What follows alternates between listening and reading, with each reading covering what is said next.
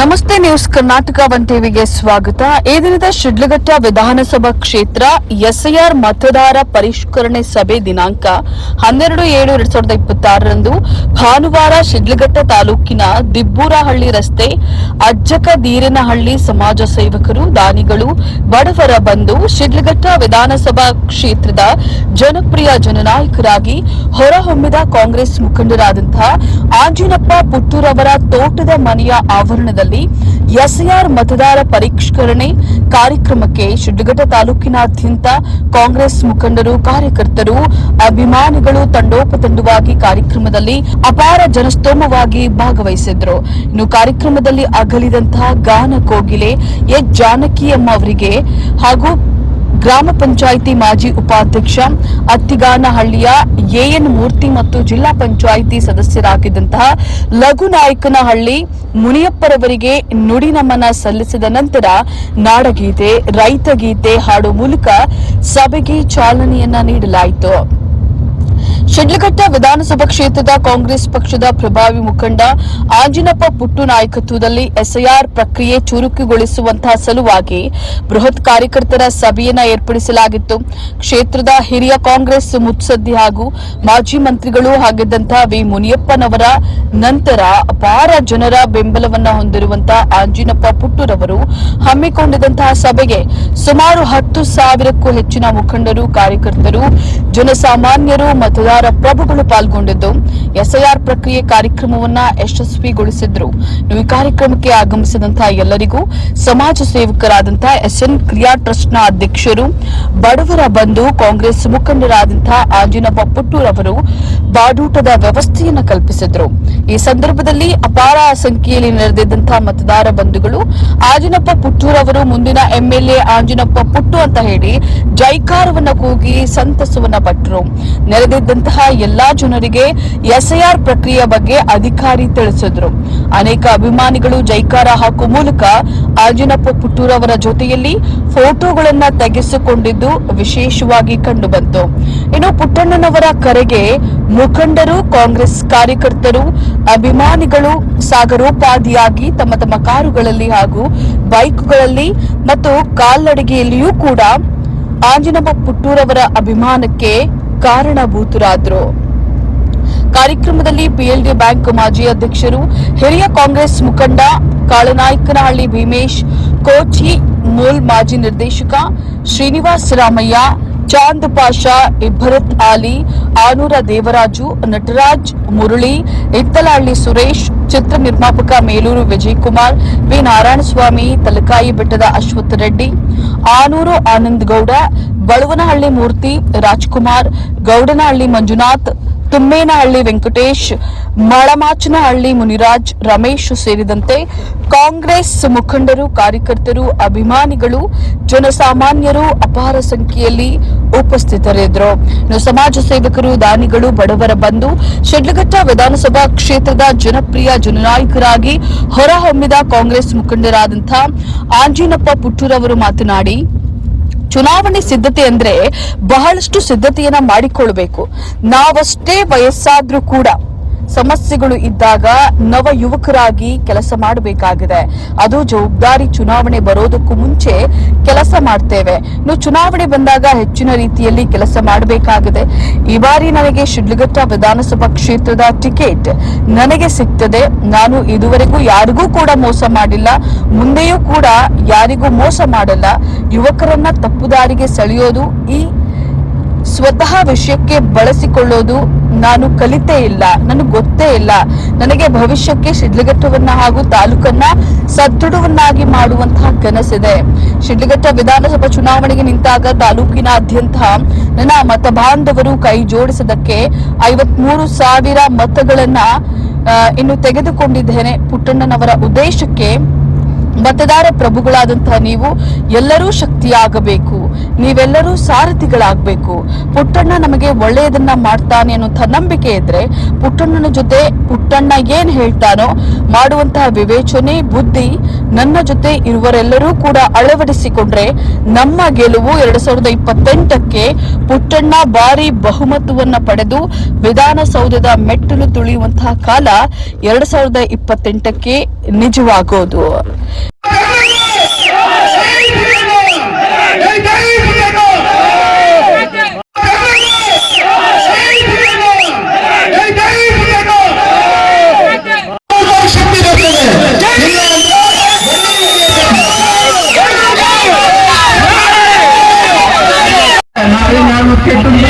ಕೆಟ್ಟದ್ದು ಮಾಡೋದಿಲ್ಲ, ಕೆಟ್ಟದ್ದು ನಮ್ಗೆ ಗೊತ್ತೇ ಇಲ್ಲ.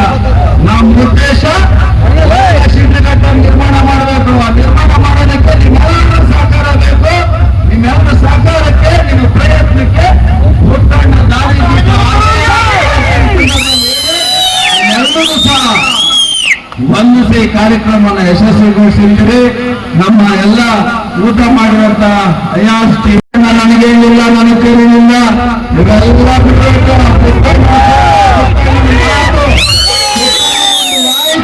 ಅಂದ್ರೆ ನಾವು ನೀವೆಲ್ಲ ಸೈನಿಕರ ರೀತಿ ಕೆಲಸ ಮಾಡಬೇಕು. ಕೆಲಸ ಮಾಡಬೇಕು, ನಮ್ಗೇನು ಭಯನ?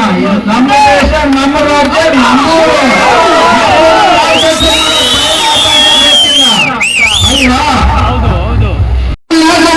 ಅವಕಾಶ ಕೊಟ್ಟಾಗೆ ಕೊಡಬೇಕು. ಕೆಲಸಕ್ಕೆ ಕೆಲಸ ತಾವೇನಿಲ್ವಲ್ಲ, ಕೆಲಸ ಮಾಡೋ ಕೆಲಸ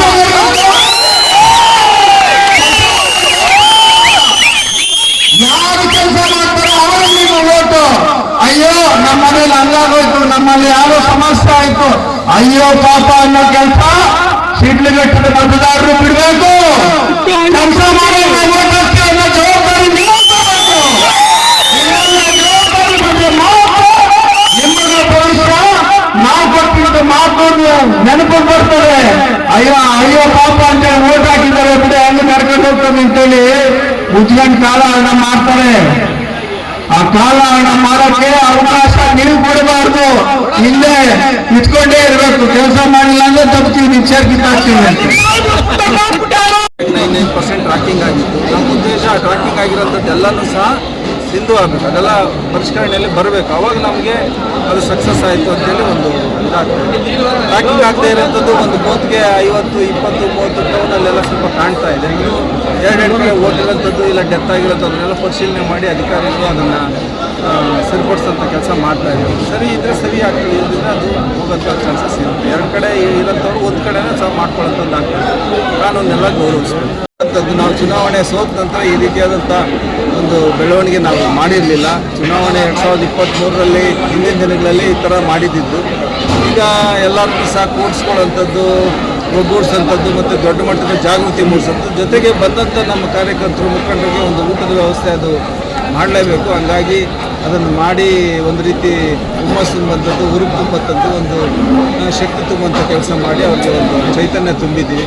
100% ಎಲ್ಲರೂ ಸಹ ಪ್ರಾಮಾಣಿಕವಾಗಿ ನನ್ನದೇ ಬೂತಲ್ಲಿ, ಅವ್ರದ್ದೇ ಜವಾಬ್ದಾರಿ. ಹಂಗಾಗಿ ಪ್ರತಿಯೊಬ್ಬರು ಸಹ ನನ್ನ ಅಭಿಮಾನಿ ಬಂಧುಗಳು ಜವಾಬ್ದಾರಿ ತಗೊಂಡು ಕೆಲಸ ಮಾಡಿ ಏನೇನು ಮಾಡಿಸಿದ್ರಿ?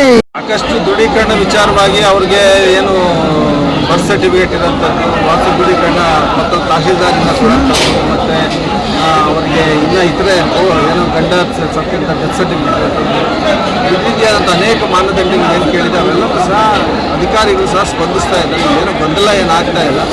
ಒಂದಷ್ಟು BLOಗಳು ಫಸ್ಟು ಅರ್ಜಿಗಳು ಕೊಡೋಂಥ ಕೆಲಸ ಮನೆಗೆ ಮಾಡಿದ್ರು. ಅದ ನಂತರ ಈಗ ಫಿಲಪ್ ಮಾಡೋಂಥ ಕೆಲಸನೂ ಸಹ ಬಹುತೇಕ ಒಂದು 35-40% ಫಾರಮ್ನ ಭರ್ತಿ ಮಾಡಿ ಅಪ್ಲೋಡ್ ಮಾಡೋಂಥ ಕೆಲಸನೂ ಸಹ ನಮ್ಮ ಶಿಡ್ಲಘಟ್ಟ ವಿಧಾನಸಭಾ ಕ್ಷೇತ್ರದಲ್ಲಿ ಆಗಿದೆ ಅಂತೇಳಿ ಚುನಾವಣೆ ಅಧಿಕಾರಿಗಳಿಂದ ಇವತ್ತು ಮಾಹಿತಿ ಕೂಡ ಕೊಟ್ಟಿಲ್ಲ. ಹಾಗಾಗಿ ಸುಮಾರು ಒಂದು 40% ಅಷ್ಟು ಕೆಲಸ ನಮ್ಮಲ್ಲಿ ಪಟ್ಟಿಗೆ ಪೂರ್ಣ ಆಗಿದೆ. ಕಳೆದ ಇನ್ನು ಮುಂದುವರೆದ ಭಾಗ ಇನ್ನೊಂದು 10-12 ದಿನದಲ್ಲಿ ನಮ್ಮ ಕ್ಷೇತ್ರದ ಸಂಪೂರ್ಣ SRI ಪ್ರಕ್ರಿಯೆ ಮುಗೀತದೆ ಅಂತೇಳಿ ನಾನು ಭಾವಿಸಿದ್ದೀನಿ. ಸರ್ ಪ್ರಕ್ರಿಯೆ ಕೊಟ್ಟವ್ರೆ ಬಿಡ್ರಿ, ಇದು ನೋಡಿ ಹೇಳೋಣ, ಇದ್ರ ಅವಶ್ಯಕತೆ ನಮ್ಗೆ ನಮ್ಮ ಓಟ್ ಎಕಡೆ పోతుంది. ఎవరు ఓట్ పీకేసే వాడు అంటే పీకే ఓటు ఎక్కడ ఉంటాడు ఢిల్లీలో ఆఫీసులో బటన్ ప్రెస్ చేస్తే లక్షల ఓట్లు పోతాయి, కోటి ఓట్లు పోతాయి. ఆ పోకుండా ఉండాలంటే చూడరా ನಮ್ಮ ಓಟು ಫಿಲಪ್ ಮಾಡಿದ್ರೆ ನಿಮ್ಗೊಂದು ಕೊಟ್ಟಿದ್ದೀವಿ, ನಮ್ಗೊಂದು ಕೊಟ್ಟಿದ್ದೀವಿ ಅಂತೇಳಿ ಒಂದು ಅಕ್ಲಾಜ್ಮೆಂಟ್ ನಾವು ಇಟ್ಕೊಂಡು ಸಂಪೂರ್ಣವಾಗಿ ಕೇಳಿದಂಥ ಮಾಹಿತಿನ ಭರ್ತಿ ಮಾಡಿ ನಮ್ಮ BLO ಅಧಿಕಾರಿಗೆ 29 ಕೊಡುವಂಥದ್ದು ಕೊಟ್ಟು ಅದು ಆನ್ಲೈನ್ ಅಲ್ಲಿ ಅಪ್ಲೋಡ್ ಆಗೋಂಥದ್ದನ್ನ ನಾವು ನೋಡ್ಕೋಬೇಕಾಗ್ತದೆ. ಹಾಗೆ ಈಗ SIR ಮಾಡ್ತೀವಿ ಅಂತ ಹೊರಟಿದ್ದಾರೆ. ಆದರೆ ಈ ಬೇರೆ ರಾಜ್ಯಗಳಲ್ಲಿ ನಾನು ತೋರಿಸ್ತೀನಿ ಮುಂದಕ್ಕೆ ಎಷ್ಟೆಷ್ಟು ವೋಟ್ ಡಿಲೀಟ್ ಆಗಿತ್ತು, ಎಷ್ಟು ಪಾಕಿಸ್ತಾನದವ್ರು ಇದ್ದಾರೆ, ಎಷ್ಟು ಜನ ಬಾಂಗ್ಲಾದೇಶವ್ರು ಇದ್ದಾರೆ. ಇವಾಗ ಬಾರ್ಡ್ರ್ ಯಾರು ಸಿದ್ದರಾಮಯ್ಯ ಅವರು ಕಾಯ್ತಾರಲ್ಲಿ, ಪಾಕಿಸ್ತಾನ ಬಾರ್ಡ್ರ್ ಯಾರು ಕಾಯೋದು? ಮೋದಿ ಕಾಯ್ಬೇಕು ಅಲ್ವಾ? ಸಿದ್ದರಾಮಯ್ಯ ಕಾಯ್ತಾರ ಅಲ್ಲಿ, ಇಲ್ಲ ಡಿ ಕೆ ಶಿವಕುಮಾರ್ ಅವ್ರು ಕಾಯ್ತಾರ? ಬಾರ್ಡ್ರ್ ಕೊಡಲ್ಲ, ನಿಮ್ಮ ಹತ್ರ ವೋಟ್ ಇಲ್ಲ ಅಂದ್ರೆ ಪಾಸ್ಪೋರ್ಟ್ ಕೊಡಲ್ಲ, ಮತ್ತೆ ನಿಮ್ ಭೂಮಿಗಳನ್ನು ಕೂಡ ನಿಮ್ದಲ್ಲ ಅನ್ನೋ ಮಟ್ಟಕ್ಕೆ ಹೊರಟಿದ್ದಾರೆ. ವೋಟನ್ನ ತೆಗೆದಾಕಿದ್ದಾರೆ.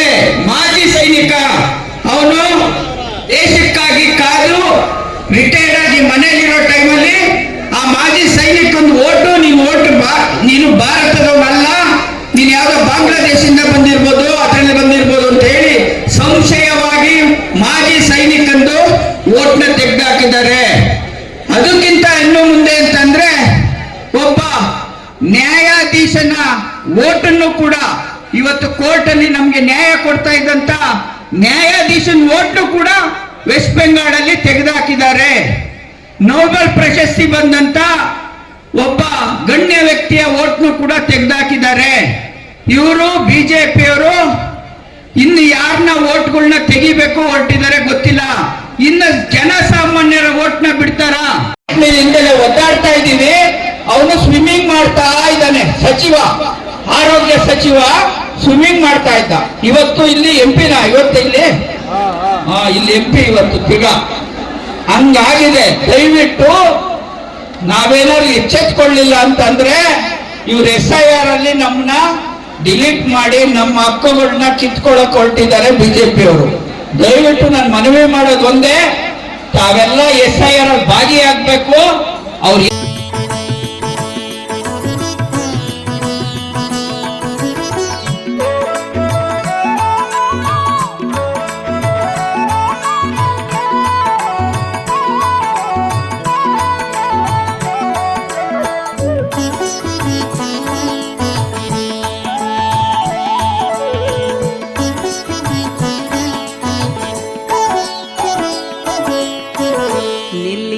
ಚಿತ್ತವ ಭ್ರುಕುಟಿಯಲಿ ಪಡೆ ಉನ್ನತ ಶಾಂತಿಯ ಮನದಲ್ಲಿ. ನಿಲ್ಲಿಸು ಚಿತ್ತವ ಭ್ರುಕುಟಿಯಲಿ ಪಡೆ ಉನ್ನತ ಶಾಂತಿಯ ಮನದಲ್ಲಿ, ಪಡೆ ಉನ್ನತ ಶಾಂತಿಯ ಮನದಲ್ಲಿ.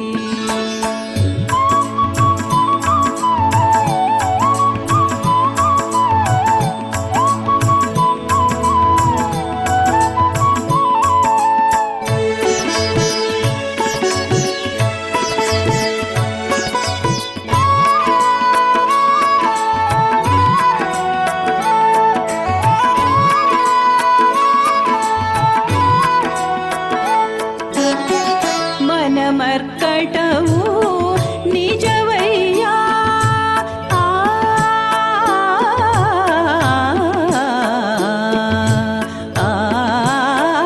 ನ್ಯೂಸ್ ಕರ್ನಾಟಕ 1 ಟಿವಿ ಬೆಂಗಳೂರು ಗ್ರಾಮಾಂತರ ಜಿಲ್ಲಾ ವರದಿ. ಸೀತಾರಾಮ್ ಜೊತೆ MR ನಾಗರಾಜು.